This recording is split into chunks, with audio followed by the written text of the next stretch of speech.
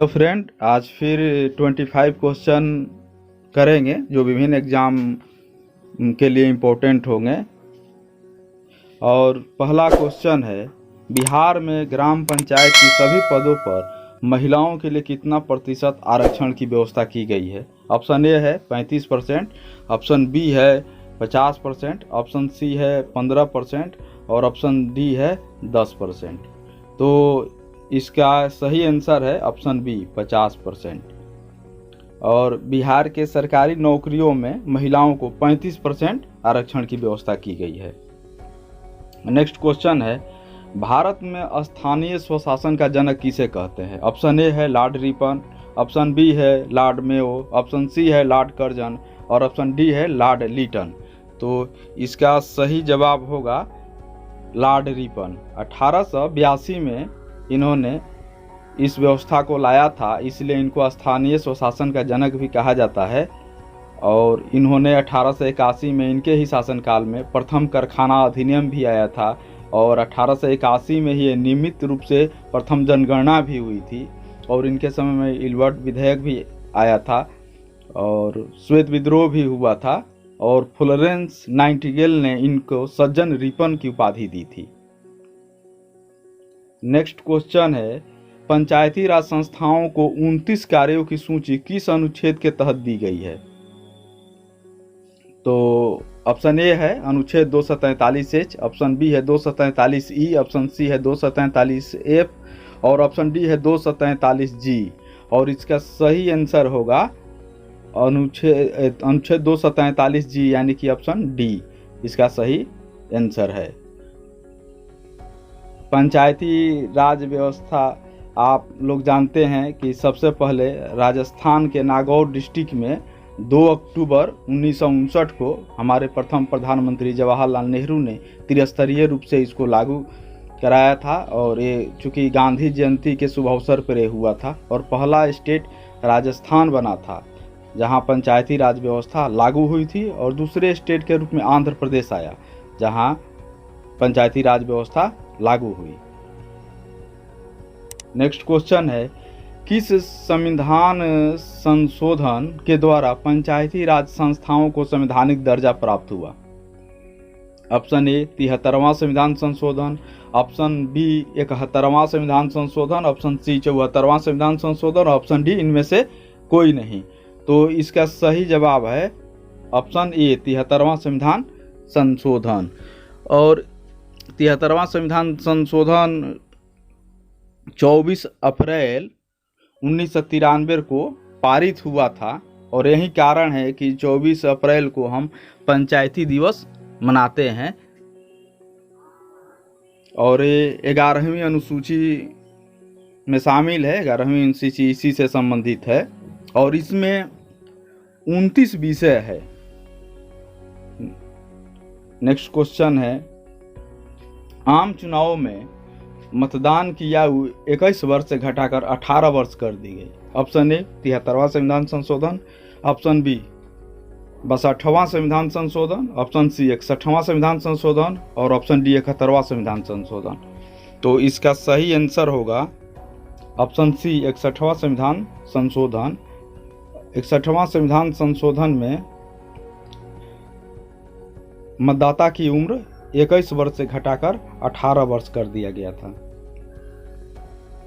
और 73वां संविधान संशोधन तो पंचायती राज व्यवस्था से है। और 71वां संविधान संशोधन भी इम्पोर्टेंट है क्योंकि इसमें 8वीं अनुसूची में 3 भाषा जोड़ी गई थी, नेपाली, मणिपुरी और कोंकणी।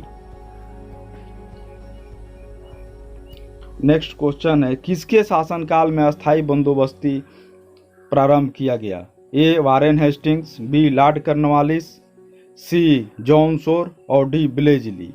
तो ये व्यवस्था लागू की गई लॉर्ड कॉर्नवालिस के समय में। और लॉर्ड कॉर्नवालिस को ही भारतीय सिविल सर्विस का जनक भी कहते हैं। नेक्स्ट क्वेश्चन है, बाल गंगाधर तिलक को किसने अशांति का जनक कहा। Option A Lord Curzon, option B Vincent Smith, option C Valentine Chirol और option D Henry cotton.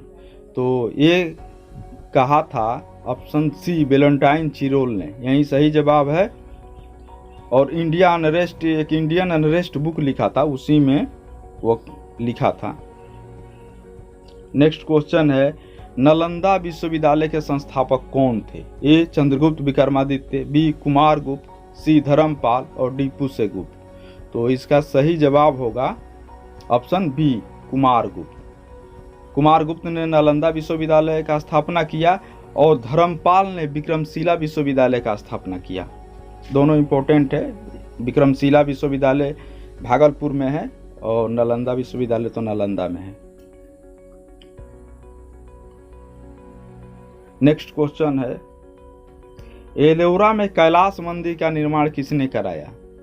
Ellora में कैलाश मंदिर का निर्माण किसने किया? ए राजेंद्र प्रथम, बी महेंद्र, सी में कृष्ण प्रथम और डी में गोविंद प्रथम। तो इसका निर्माण कृष्ण प्रथम ने कराया था। ऑप्शन सी इसका सही जवाब है। नेक्स्ट क्वेश्चन है, सत्यमेव जयते शब्द कहाँ से लिया गया है? ऑप्शन ए मनुस्मृति से, ऑप्शन बी भगवत गीता से, ऑप्शन सी ऋग्वेद से और ऑप्शन डी मुंडको उपनिषद से।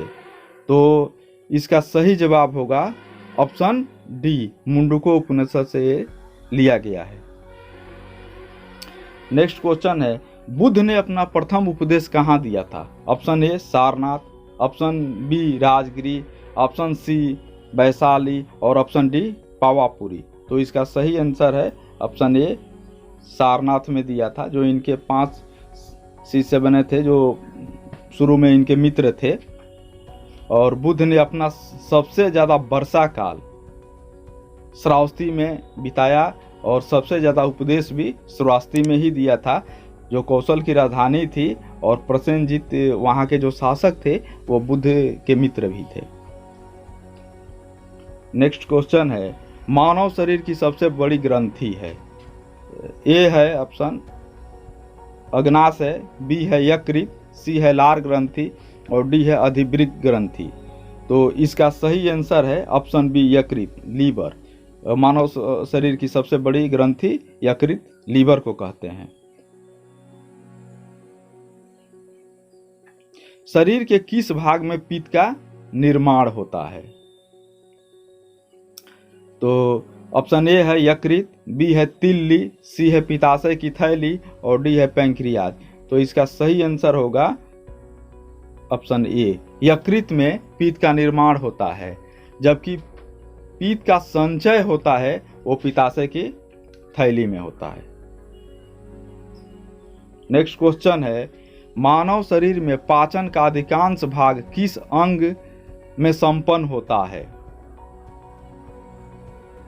ए है पैंक्रियाज, बी है बड़ी आंत, सी है छोटी आंत और डी है अमाशय। तो इसका सही आंसर होगा छोटी आंत, स्मॉल इंटेस्टाइन में पाचन का अधिकांश भाग संपन्न होता है। हालांकि पाचन की प्रक्रिया मुख से ही शुरू हो जाती है। नेक्स्ट क्वेश्चन है, राष्ट्रीय विज्ञान दिवस मनाया जाता है? ऑप्शन ए 5 जून, ऑप्शन बी 22 दिसंबर, ऑप्शन सी 28 फरवरी और ऑप्शन डी 30 जनवरी। तो राष्ट्रीय विज्ञान दिवस मनाया जाता है 28 फरवरी को, क्योंकि इसी दिन सीवी रमन ने रमन प्रभाव का खोज किया था। और 5 जून को विश्व पर्यावरण दिवस मनाया जाता है। 30 जनवरी को शहीद दिवस मनाया जाता है। 30 जनवरी 1948 को गांधी जी की हत्या हुई थी। नेक्स्ट क्वेश्चन है, निम्नलिखित में कौन सा विद्युत का अच्छा चालक है? ए एल्युमिनियम, बी तांबा, सी चांदी और डी सोना। इसका सही आंसर है ऑप्शन सी चांदी। नेक्स्ट क्वेश्चन है, जल में वायु का बुलबुला जिसकी भांति व्यवहार करेगा वह है? ए उत्तल दर्पण, बी उत्तल लेंस, सी अवतल दर्पण और डी अवतल लेंस। तो इसका सही आंसर होगा ऑप्शन डी, अवतल लेंस की भांति व्यवहार करता है। नेक्स्ट क्वेश्चन है, निम्नलिखित राज्यों में से किसकी तट रेखा सर्वाधिक लंबी है? Option A Gujarat, option B Maharashtra, option C Kerala और ऑप्शन डी तमिलनाडु। तो सबसे लंबी तट रेखा गुजरात की है। ऑप्शन ए इसका सही जवाब है। और 9 राज्य ऐसे हैं जो तट रेखा से लगे हुए हैं, और दूसरे नंबर पर आंध्र प्रदेश आता है। पहला गुजरात और दूसरे नंबर पर आंध्र प्रदेश आता है।